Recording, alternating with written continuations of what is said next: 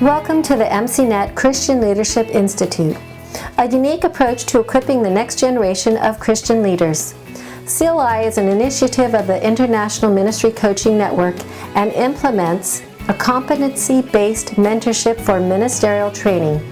It provides a program for pastors and church leaders to train their leadership teams. This podcast series is designed to equip you in how to use the materials and implement this training within your church or organization.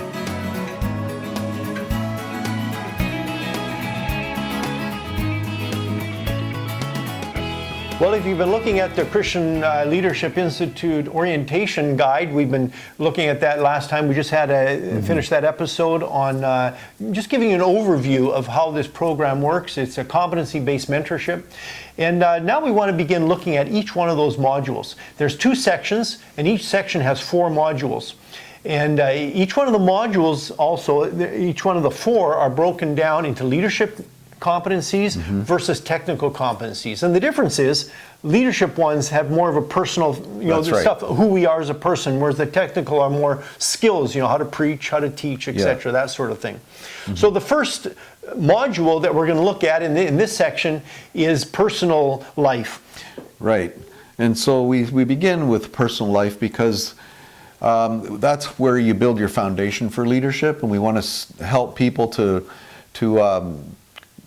consider those things, develop in those things so that they can finish well and have a good, healthy, long life of leadership. Well, we know so many leaders who are really great at the skills, but their personal life kind of sucks. And that's kind of a problem.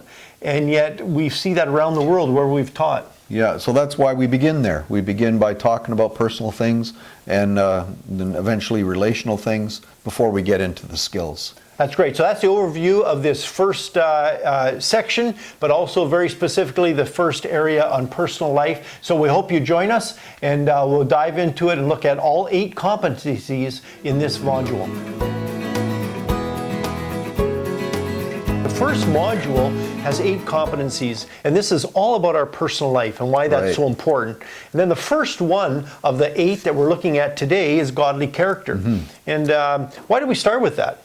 Yeah, well, we start with godly character because I'm pretty convinced if you get it wrong at this point, then you're going to get it wrong at every point. Whether it's, to do with your personal life or skills. Everything needs to be undergirded by good godly character if you're going to be an effective leader. And really the danger is, I think, especially in something like ministry, the danger is to have the skills, but not have the character, and we know you can't sustain a ministry over a lifetime that way. And it's easy to do if you're not paying attention. Real easy. And by being around the Word and teaching others, it's so easy to think, oh, I'm growing, I'm mature, but that doesn't necessarily happen unless God is speaking to us and we learn the disciplines to have Him speak directly into our heart. That's right.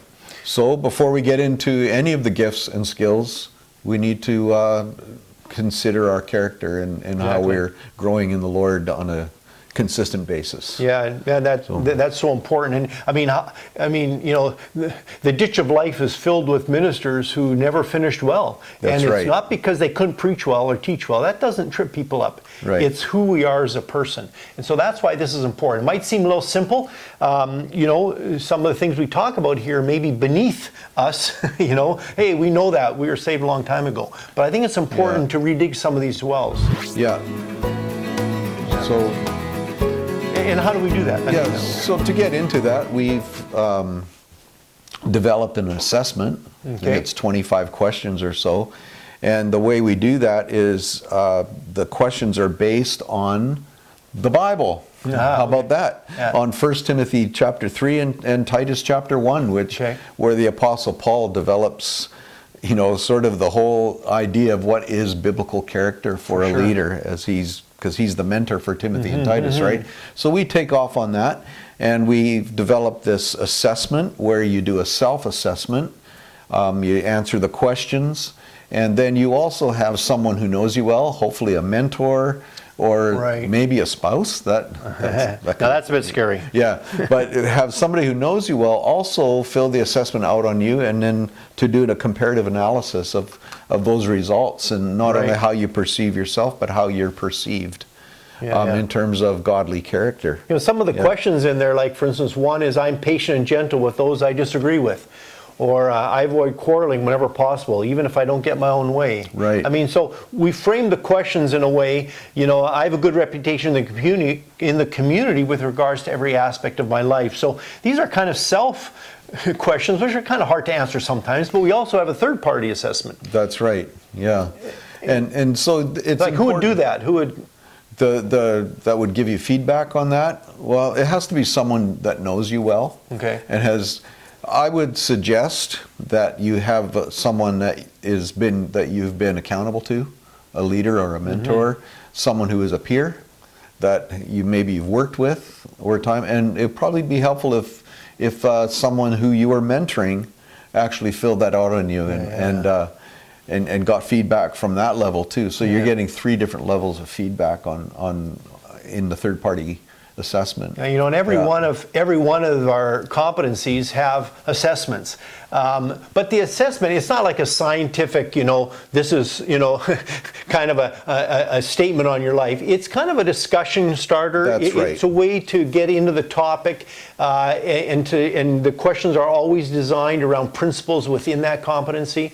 And so that's kind of how they're designed. And so that's where we begin. And then we can start talking to our mentor or maybe to our cohort, you know, some of those areas that the questions revealed in our own life that we need to be thinking about. Yeah, and so that's the purpose of the assessment, is to give us a little bit of insight, a little bit of self-awareness of how we're doing, and give us some data on which to build a strategy for further development in our life. Exactly. So we're going to take a break. On the other side of the break, we're going to look at what are some of the readings, what are some of the content of this particular competency, and then what are the learning activities that we're going to do in order to grow in this area. You know, we have 3 different, you're either undeveloped, developed, or proficient. Those are the 3 specific you know, areas that the assessments kind of evaluate and determine. And so how do we get there? That's what we're going to talk about right after the break. If you are interested in using this training program to develop leaders within your church or organization, click on the link in the description or go to our website, mcnetcli.org/contact. This competency mentorship is being used by both young as well as seasoned leaders. The program is currently available in English, Spanish, and Russian. By registering, you will have access to all our materials through the CLI online platform, providing you all the materials necessary to equip your leaders. Upon completion of the program, each candidate will earn an International MCNet Leadership Certificate. If you would prefer to download the materials of individual competencies, go to icmcanada.org/MCNetCLI. Welcome back, and we're going to talk about some of the readings associated with the first area of study, which is godly character. And one of the things that Phil and I did a couple of years back is wrote a book, 2 guides called Discipling Through Intentional Relationships. And the first 2 chapters that we covered in there are to do with your salvation, and then sanctification is one of the other chapters. And so in the context of looking at godly character, we go all the way back to that time when you were saved and you gave your heart to the Lord, and going through that material, you reconsider, you know, what brought you to Christ? When did God start working in your life? Yeah. You know, and then what kind of effect has that had on your life since then? And I think sometimes, even if you've been, you know, walking in faith for a long time, it's not a bad thing to go back and you know, back to the foot of the cross where it all started, and so that first reading will help with that, and then it goes into the process of becoming holy, sanctification, and it talks about all those different. But once you processes. get in ministry, though, don't you automatically get sanctified? Isn't that how that works, Doug? Well, wouldn't that be nice? But I think it's probably one of the most important things that leaders do is to is to, stay focused on your own character, your own growth. And what are those processes? Yeah. And how do you recognize when there's temptation and things sneaking in? Because sometimes we get so busy, we're not watching for that. Yeah. And it's important that we do watch our life. And it's different than being like a construction worker or something else. There, there's a big difference between your day, your day job and your weekend type of thing. But in ministry, when you're always handling the word, you're always teaching it, you're always in it for helping others. It's so easy not to feed from the word yourself and now not allow God to change you. And over a lifetime, that can be quite not only detrimental, but pretty dangerous. Absolutely, yeah. And so we want to develop some disciplines in your life that are going to be key, that are going to keep your personal life healthy. Yeah, and not to get away from the fundamentals of what it means to walk in faith with Christ. Exactly. Because if you get away from that, then your life can really go off the rails pretty quick. And so the real danger, of course, we've seen in ministries, we've been doing this a while, is three big areas, and I think foster these famous kind of money, sex, power. But how do you deal with your finances? That's so key. And you don't have to be rich. I mean, I've lived and traveled around the world, and I know some very materialistic poor people and some very generous rich people. Sure. So it has nothing to do with the amount of money you have, but what's your attitude towards money? And Jesus made it very clear. You can't serve him. He didn't say him and the devil. He said him and mammon, him and money. So there's something there. So what's your relationship? That's one thing we want to discuss in this competency. We talk about that, and that's out of our Mentoring Through Intentional Relationships guide.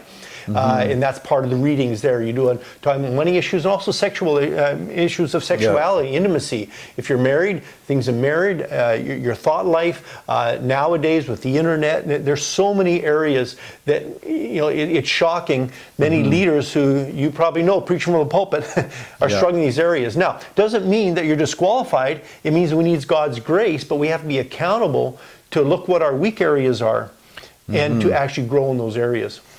Yeah.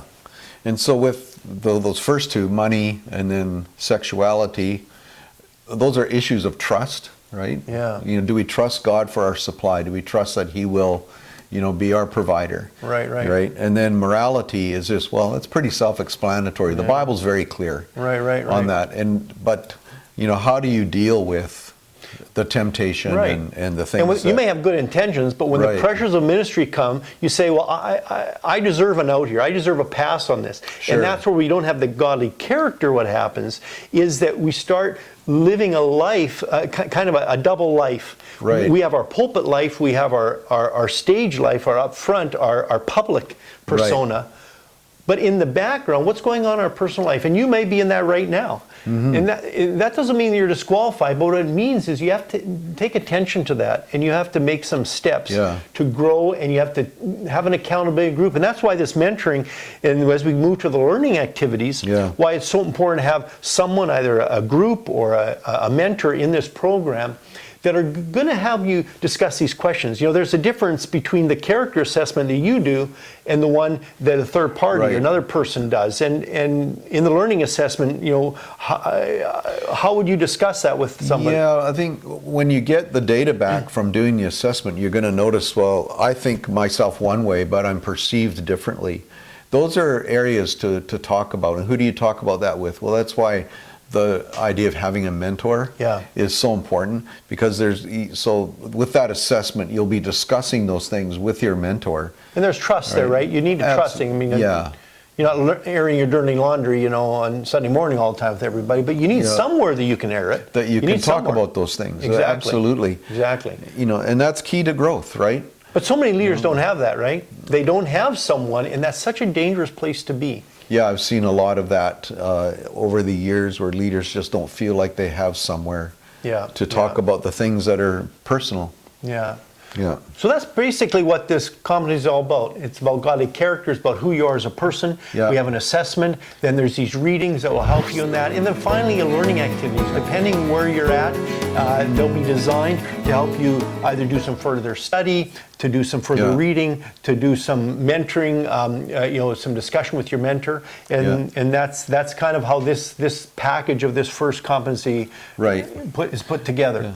And it's all based on a relational model. So that's important too. is to remember that, and that's why you need your mentor or a cohort that you're connected with. Yeah, so great to have you talking about this first competency. It's the first on a long journey. What do they say? A journey of 1,000 miles starts with what? One the step. First competency. Oh yeah, the first of 40. I forgot about that. So next time we're going to be looking at 1.2, which is your core values. And what does that mean? And why is it important right at the beginning to understand what your core values are and how you to develop them? And you might be surprised to find out that you do have core values. And, right. And you might be surprised to find out that maybe you need to make some adjustments on that. So that's what we're going to talk about next time, and I hope you join us. Yeah. To learn more about this MCNet leadership training program and how you can implement it with your leaders, download the free orientation guide at mcnetcli.org.